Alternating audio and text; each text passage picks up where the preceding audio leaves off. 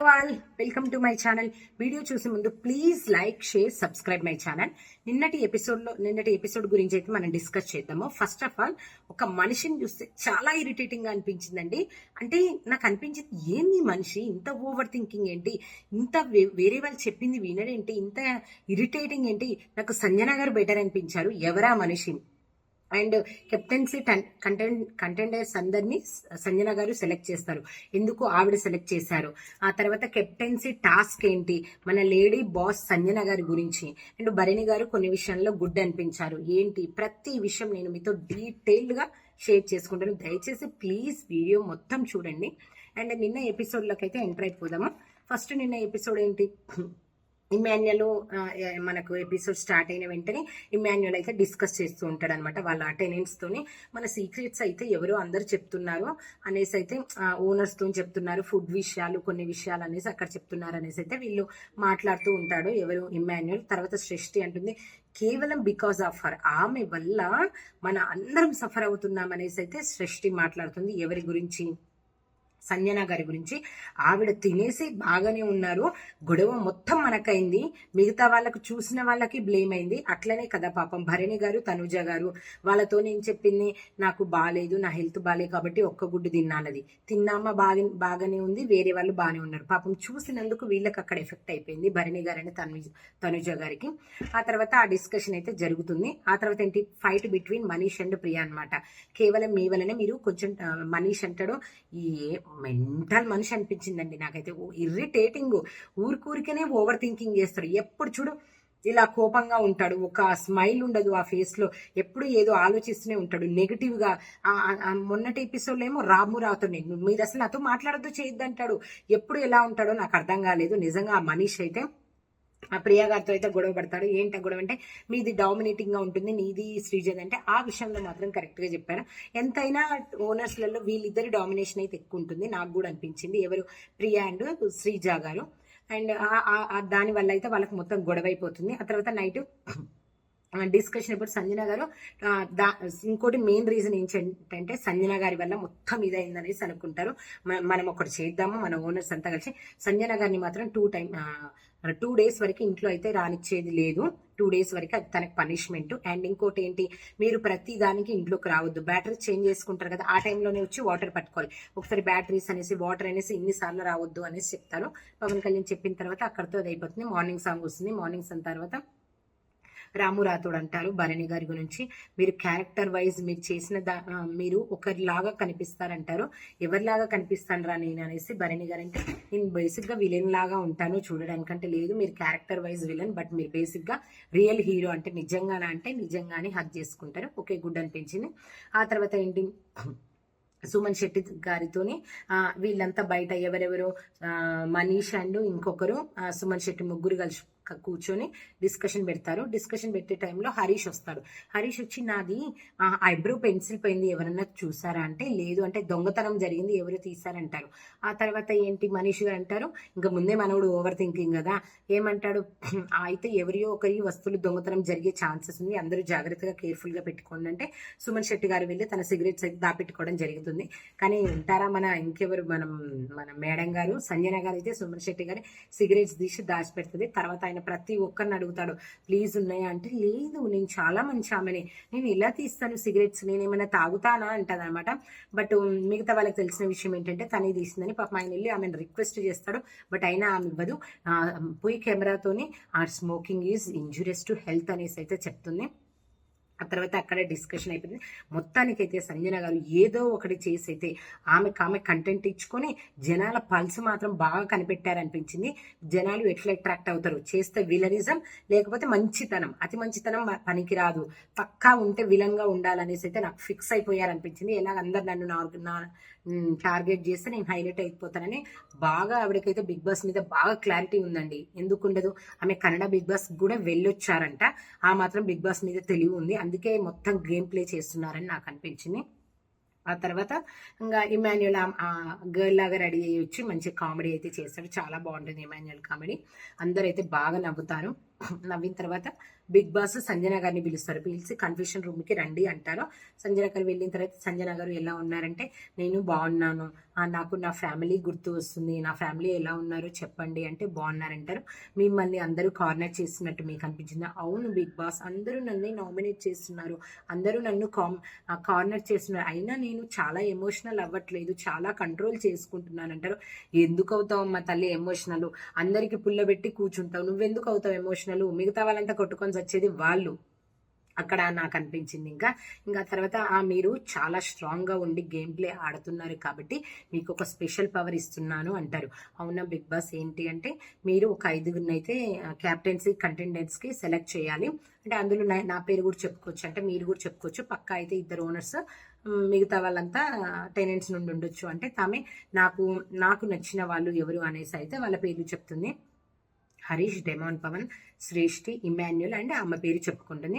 చెప్పిన తర్వాత అక్కడికి హౌస్ మేట్స్ని కూర్చోపెట్టి హాల్లో కూర్చోపెట్టి, ఆ లివింగ్ స్పేస్ ఉంటుంది అక్కడ కూర్చోపెట్టి, నాకు డెమాన్ పవన్ నాలో ఏదో నచ్చి నేను ఆడిన దానికి నాకు ఒక స్పెషల్ పవర్ ఇచ్చారు, బట్ నాలో ఏం నచ్చింది అనేసి మీతో చెప్పను. నేను స్పెషల్ పవర్ ఏంటంటే, మీలో 5గురిని అయితే నేను సెలెక్ట్ చేస్తున్నాను, 4గురిని నేను ఒక కంటెస్టెంట్స్ని, ఇంకా 4గురిని అయితే కెప్టెన్సీ కంటెండర్గా అయితే సెలెక్ట్ చేస్తున్నాను అంటది.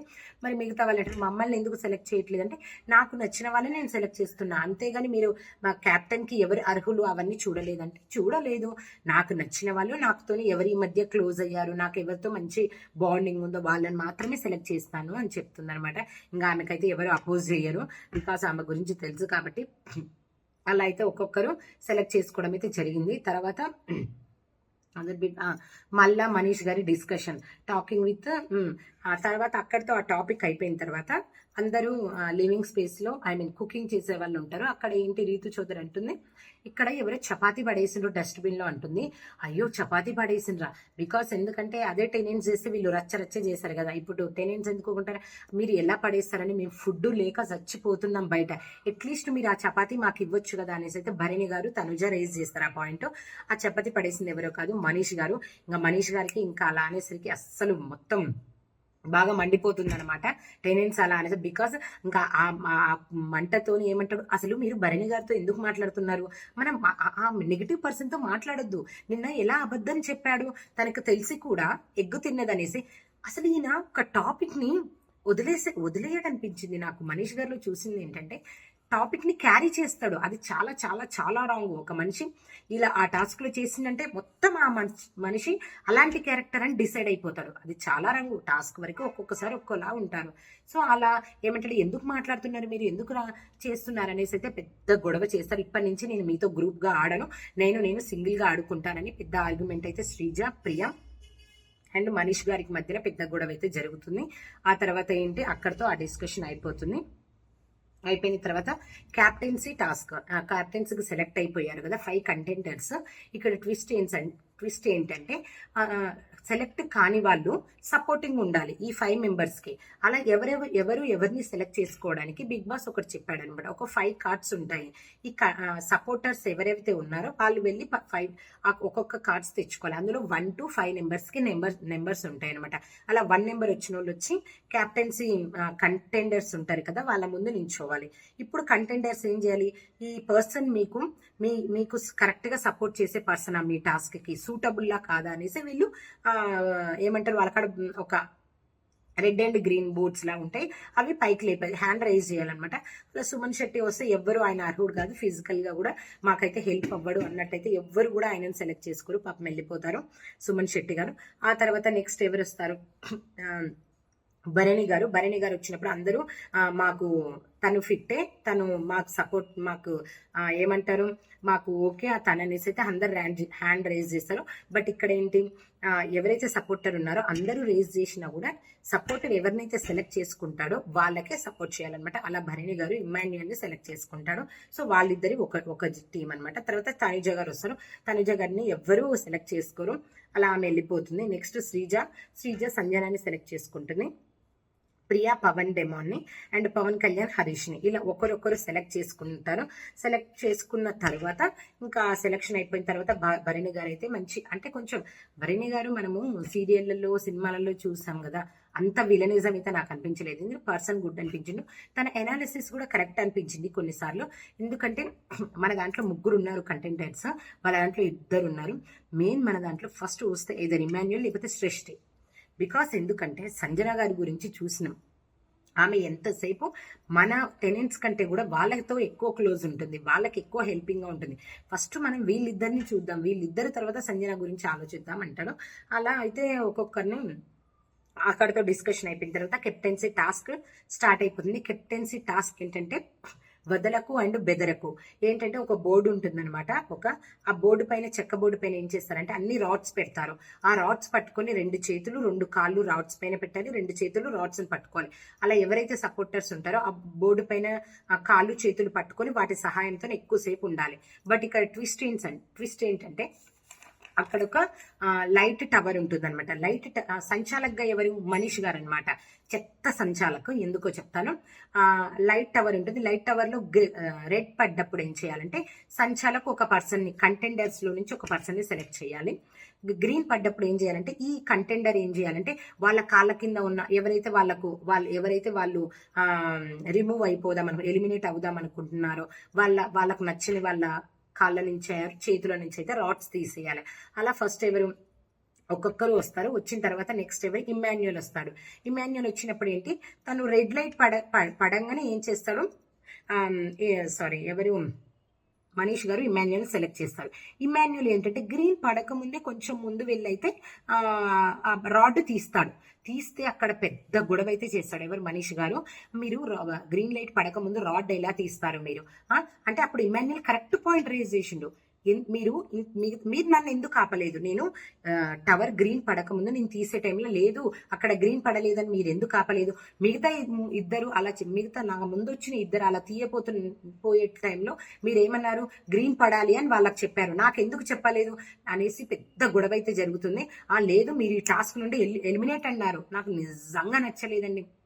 అట్లీస్ట్ అక్కడ టాస్క్ నుంచి ఎవరు ఎలిమినేట్ అవుతారంటే ఎవరైతే కాలు ఫస్ట్ నేలపైన టచ్ అవుతుందో వాళ్ళు టాస్క్ నుండి వెళ్ళిపోవాలి. బట్ అట్లీస్ట్ కాలు టచ్ కాలే, ఏం టచ్ కాలే, కొంచెం ముందు రాడ్ తీసిండు. అలాంటప్పుడు తను ఒకసారి ఫస్ట్ ఛాన్స్ ఇవ్వాల్సి ఉండే. బికాస్ అది గేమ్లో పార్టే కాదు, కాలు కింద టచ్ అయితేనే మెయిన్. తనేంటి జస్ట్ రాడ్ తీసినందుకు గేమ్లో నుంచి మీరు అవుట్ అయిపోయారని చెప్పారు. నిజంగా అక్కడ ఇమాన్యుయల్ ఫ్రస్ట్రేషన్లో అయితే రీజన్ ఉంది. అండ్ ఫూలిష్ మనీష్ గారు, మెంటల్ మనీష్ గారు అయితే నాకు అనిపించింది. నిజంగా మీ కదా ఒక ఛాన్స్ ఇవ్వచ్చు, కాల్ అనేది కొంచెం టచ్ అయినా ఛాన్స్ ఇవ్వకూడదు. బికాస్ అది అనేసి గేమ్లో పర్టికులర్గా ఉంది. ఇక్కడ రాడ్ విషయమే కదా, సరే ఒక్కసారి వదిలేస్తున్నాను, ఇంకోసారి అలా చేస్తే నేను ఊరుకోననాలి. డైరెక్ట్ మీరు ఎలిమినేట్ అయిపోయారని కావాలని వాంటెడ్లీ చేశారనిపించింది. ఎందుకంటే సంచాలక్ డెసిషన్ ఫైనల్ కాబట్టి, తనకు తెలుసు కాబట్టి మొత్తం అయితే అన్ఫేర్ సంచాలక్ అనిపించింది. ఇమాన్యుయల్ విషయంలో అయితే మొత్తం తప్పు చేశారనిపించింది. నిజంగా ఓవర్ థింకింగ్. అట్లీస్ట్ ఒక పర్సన్ చెప్తుంటేనన్నా కూడా వినడు. నాకు ఇర్రిటేటింగ్ గా అనిపించింది. మనీష్ గారు అయితే నిన్న సంచాలకుగా ఫెయిల్ అనిపించింది. నిన్నటి ఎపిసోడ్ మీద ఒపీనియన్ నాది, ఇది నా ఒపీనియన్. అండ్ ఈ రోజు ఎపిసోడ్ రేపు చెప్తాను. Thank you for watching. Tata, by.